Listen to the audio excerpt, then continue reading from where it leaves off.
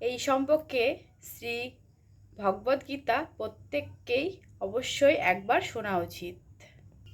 ভগবান শ্রীকৃষ্ণ বলেছেন, আমি কারো ভাগ্য তৈরি করি না, সবাই সবার ভাগ্য নিজেই তৈরি করে।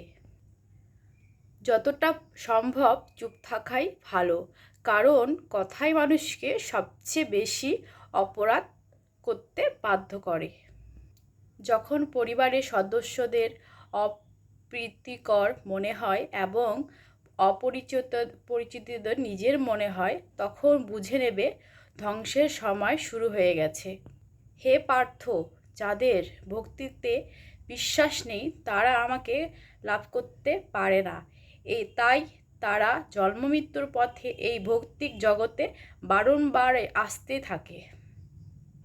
ভালোবাসা সর্বদা ক্ষমা চাইতে পছন্দ করে এবং অহং সর্বদা ক্ষমা চাইতে পছন্দ করে।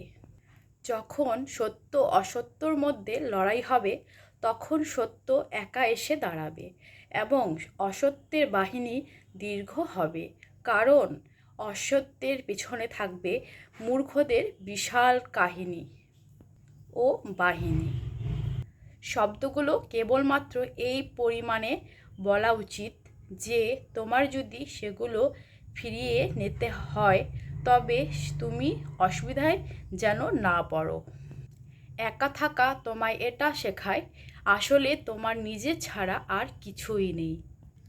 ভগবান শ্রীকৃষ্ণের এগুলো হচ্ছে মুখের বাণী, এটা হচ্ছে একদমই মিথ্যে নয়, একদম সত্যি। তো সবাই শোনো। তো হরে কৃষ্ণ, সবাইকে রাধে রাধে। সবাই ভালো থাকবেন, সুস্থ থাকবেন, আর সবাই বেশি বেশি করে হরি জপ করবেন, হরির নাম করবেন। তো সবাইকে রাধে রাধে সবাইকে। আর ভিডিওটা দেখার জন্য অনেক ধন্যবাদ।